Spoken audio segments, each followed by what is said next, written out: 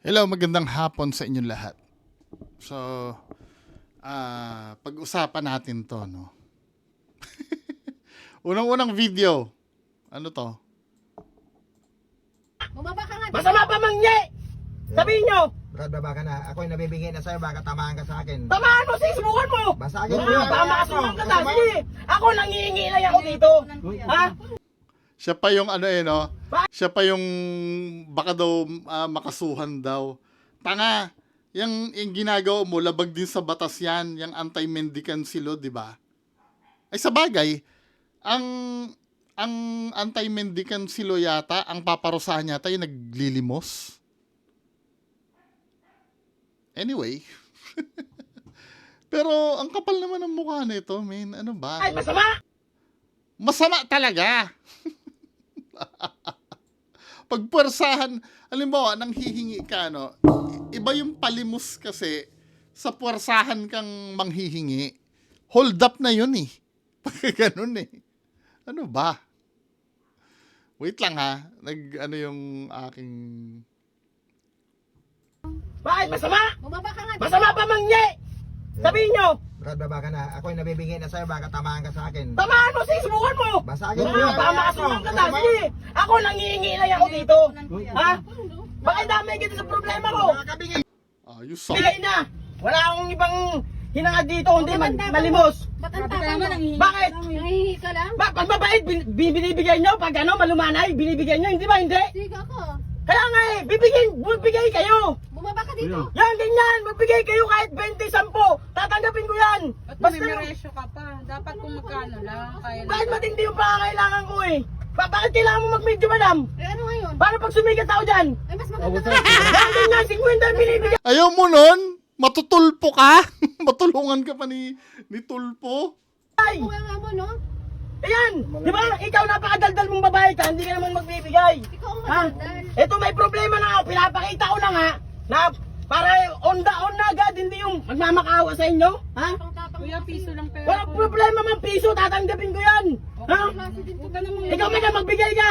Manong driver. Kuya, ang Tanda mo yung mukha ko ha. Ano? nakakatakot ka lang. Nangihingi ka lang. Bakit? Masama? Bumaba ka nga. Masama pa mangye. Pwedeng ano yan? Pwedeng alarm and scandal yan, di ba? Pag ganyan. Dapat pinapulis nyo, men. Sabihin nyo. Brad, baba ka na. Ako'y nabibigay na sa'yo, baka tamaan ka sa akin. Tamaan mo, sis. Subukan mo. Basagin mo yan. Baka makasuhan ka na. Sige. Ako nangihingi lang ako dito. Ha?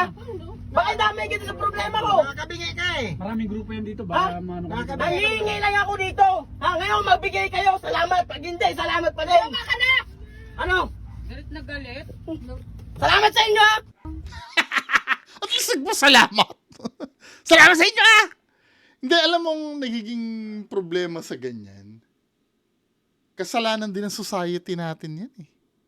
Kung ba't may ganyan eh. Alam kasi na ano, sa bagay, no?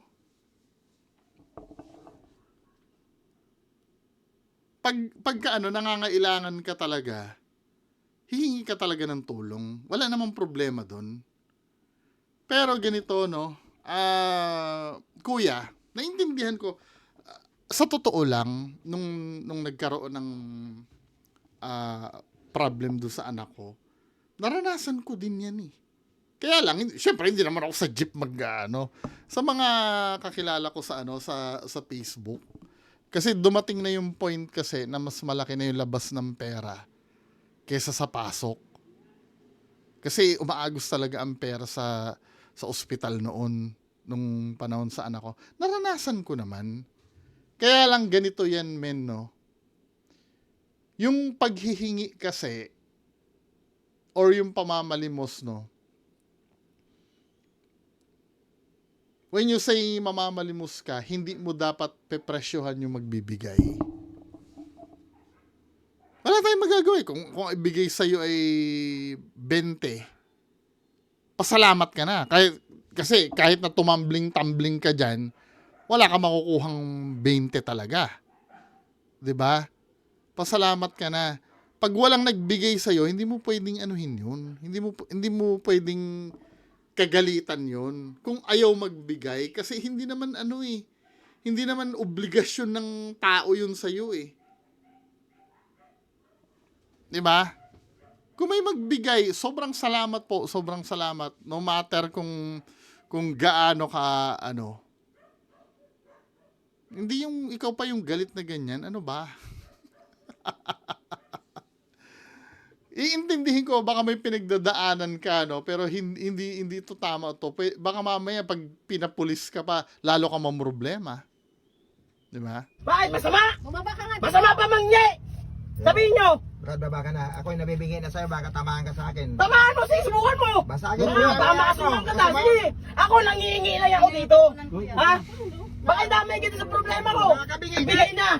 Wala akong ibang hinangad dito, hindi malimos. Ba't ang Grabe ka tapang naman, mo? nangihingi Bakit? Nangihingi ka lang? Pag mabait, binibigay nyo. Pag ano, malumanay, Pero to be fair, pag mabait yung nanghihingi, yung ano, mas may gana ka pang bigyan kaysa ganyan. Sa totoo lang, yung alam mo ba, maihahalin tulad ko yan sa nagko-complain sa customer. Yung halimbawa, ako, may power ako para mag-refund ng mag-refund ng binili May refund naman talaga. Huwag kayo maniniwala sa SM na walang refund. May refund. Tapos, kasi sa SM sinasabi bawal ang refund. Ang pipilitin kanila, ipapalit ng ibang item yung ano. Ang sa akin kasi doon, kung halimbawa, no, maayos naman yung pakikiusap, kaya kong pagbigyan. Pero pagka bastos, mas lalo ko hindi pagbibigyan. Ano lang yon, ganun lang yon. Well, wala Kasi nasanay tayo dito sa Pilipinas na ayuda, di yan. Na parang feeling nila, karapatan na nilang magganyan pagka nangailangan sila. Ayuda Di ba? Wala tayong magagawa. Kayo ang society natin na nagpalala niyan Lalo na sa sa social media, makikita mo yung mga influencer, yung mga peace bump na yan. Na alam niyo yung content natin kanina umaga, yung si Tatay. Kahit si Tatay, alam niya na yung peace bump na yan, di ba? Yung bibigyan ng pera. Well, ganun talaga Nasanay ang society natin sa ganyan Kaya tuloy pagka hindi nila nakukuha yung napapanood nila o yung naririnig nila na ibinibigay, magagalit. 'Di ba? Dahil kulang nga naman. Anyway, move on na tayo, no. Speaking of pamamalimos or pagkakaroon ng ano sa kapwa, ng simpatya sa kapwa. Ito, nagva-viral ito. I have nothing against sa Iglesia ni Cristo Actually, naiintindihan ko naman to. So, i-play natin. lang yan, pinagbabawalan yung kami. Iglesia kayo, sir. Iglesia kayo. Halaman masira. Mas mahalaga pa po ba yung halaman, sir? Alam na tayo. Pero konsiderasyon naman, iglesia kayo Tignan nyo naman. Wala po sa iglesia yan, sir. Wala. O so ano, wala pala sa iglesia, putang ina? Buhay! Halaman lang yan. Ano? Kabuhayan namin, mga gamit namin ang nasisira. Sira na yung bahay namin! Hindi pinagbawala, ano ibig sabihin nun? Ano yung baka masira? Wala kami sinisira! Hindi po kayo pinagbawalan. Oh, bakit nga? Kunin namin tong space para kahit paano magkaroon ng daan dito. Ang yaman-yaman na iglesia? Walang ganun, ano yun? Yaman-yaman na iglesia dyan. O ano, sir? Halaman versus buhay. Ilang libo yan, ilang libo na sunugan na yan. Eto? Halaman lang. Pinagbabawalan nyo kami rito sa gilid? Ganun talaga sinasabi mo. Wala, eto naka-record oh. Ano ba sinasabi mo? Yung Ha? halaman baka masira. Anong hoy, sir? Oh, sir, sige. Sir, Na. halaman. Pinagbabawalan kami. Alaman po yan. Ano nyo naman? Diyan na nga po kayo Pumapayag naman po Oh, kami. Huwag lang yes, po sir. kami alaman. Hindi po namin sinisira yung halaman, sir. Kunting konsiderasyon, maglalagay lang kami ng gamit. Pero walang halaman na masisira, sir. Baba na lang po. Sir, much better na nandito yung mga gamit para kahit papaano makaraan yung mga tao rito na gustong May daanan dumaan. po yan doon. May daanan po. Okay lang po. Huwag nyo lang isampa. Sige Pero wala kaming sisiraing halaman, sir. Opo, pasensya na po kayo, kasi katatanim lang yan. Ano sabi mo? Ano sabi mo? Oo, nandun na tayo, kakatanim lang. Pinaggastusan namin yan. Oh, diba, sabi mo, pinaggastusan yan. Grabe naman kayo. Halaman lang. Tama, masyado kasing garapal. Sir, tingnan mo naman, sir. Sabihan kami na baka masira yung halaman, pinagkastusan namin yan. Tama ba naman yun? Tama ba naman yun? Sana maunawaan mo kami, nasunugan na kami. Halaman lang. O yun. Okay na po yan. Okay na po. Salamat. Pasensya na rin po. Wala kami sisirain wala kami sisirain. Maglalagay lang kami ng gamit dito, sir. Po, kuya, okay lang po. Walang masisira. Naman dyan, isang pa natin, ha? Sir, palagay lang kami, sir. Opo, sige po. Pero walang halaman na masisira. Nalita niya, sir. Pasensya na, sorry. Ang pananalita niya kasi iba. Ito yung naiintindihan ko dito, no? Dito sa video. May nasunugan. So, alam naman natin, yung mga kapilya ng mga kapatid nating Iglesia ni Cristo, magaganda talaga yan. Kahit saan mo puntahan yan, halimbawa, kahit sa isang bayan na, sa probinsya, no? Makikita mo nangingibabaw yung kapilya nila, ang ganda. Tapos, feeling ko yung partially naiintindihan ko, no, kasi itong religion na to stricto stricto na, di ba, baka magkamali ako na sabihin ko, basta alam niyo na yon. Siguro parang muscle memory na nila na pangalagaan yung property nila. No, para bang pag may manggugulo, automatic na sa kanila yung sitahin. Na, masisira yung halaman namin. At hindi naman masama yun. Kumbaga, na nila yun parang routine na nila yun For example, ganito, no. Pagpapasok ako ng bahay, routine ko na talaga, o ng banyo, kahit kayo, no, kahit wala akong kasama sa bahay, pagpasok ko ng banyo, pag sinara ko yung pinto ng banyo, nilalak ko. Kahit wala akong kasama sa bahay, merong pusa. Nilalak ko. Pero, walang logic dun, di ba? Kasi wala namang maninilip sa akin, wala namang, yung nakaugalian ko lang talaga. Parang ganyan na nakikita ko dito, yung nakaugalian na lang nila na maging protective sa property nila. Kaya siguro, hindi naman siguro nila nais na, na ng tao, yung, ayusin nyo yung, produkto lang yun ng pagiging stricto siguro.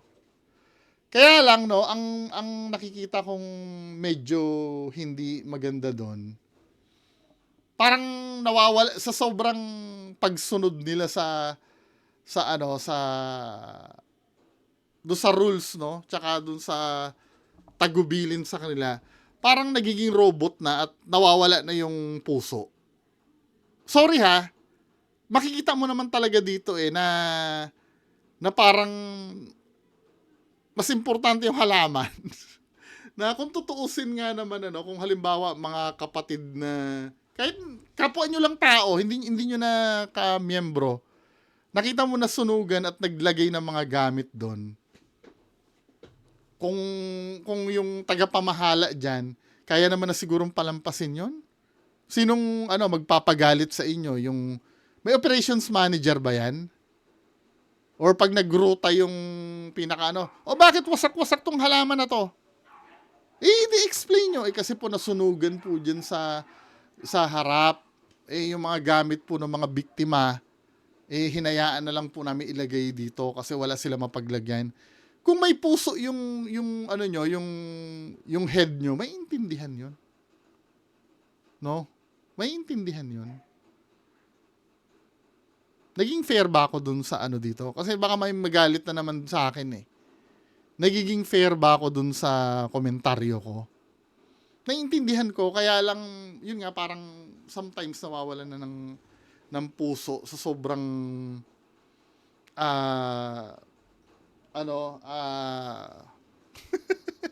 sobrang stricto. Na alam ko din naman yung pagiging stricto ay ang layunin nun ay maging maayos ang lahat. Pero minsan kailangan natin talaga na na magbigay ng konsiderasyon. 'Di ba? Siguro iniisip din nila kasi baka mamaya mapapagalitan kami niyan. Kakapagawa lang ng tagapamahala namin 'yan tapos masisira. Kasi parang mas takot sila dun kesa magkaroon ng compassion sa mga nasunugan. Sorry ha, yun ang nakikita ko kasi sa video Mas takot kayo mapagalitan dahil tumulong kayo kesa sa... Actually, hindi na nga tulong ito Pagbibigay lang naman ito ng konsiderasyon, di maglagay kayo ng gamit niyan. Sige, wala pong problema, ayusin na lang namin after. Kasi pag yung mga tao na state of panic, tapos natataranta na lahat, hindi naman bibigyan ng focus kasi yan na, oy, yung halaman wag nating sirain ha, wag nating syempre iintindihin mo din yung estado ng ng isip ng mga biktima 'Di ba? Kasama yun sa pangunawa Well, yun lang naman ang masasabi ko dito. Produkto lang siguro yun ng na mas takot sila dun sa kakastigo sa kanila kaysa tumulong. Yun ang pagkakagets ko Ngayon, kung magagalit kayo sa akin, bahala kayo. Nakikita naman kasi dito Pero to be fair naman, nung na-realize nila na, oo nga konsiderasyon man sa tao, pumayag naman. Pero hindi yung sa unang pitik. Dapat kung halimbawa, lalo na't kung Diyos ang pag-uusapan, compassion ang priority sa mga ganyang bagay Anyway, next issue. Ito. Kaya pa ba? Bukas na lang to siguro. Yung 61 years old na pedicab driver na biglang sinuntok. Bukas na lang, no? So, yan lang muna pag-uusapan natin. Magandang hapon sa inyong lahat. Bye-bye.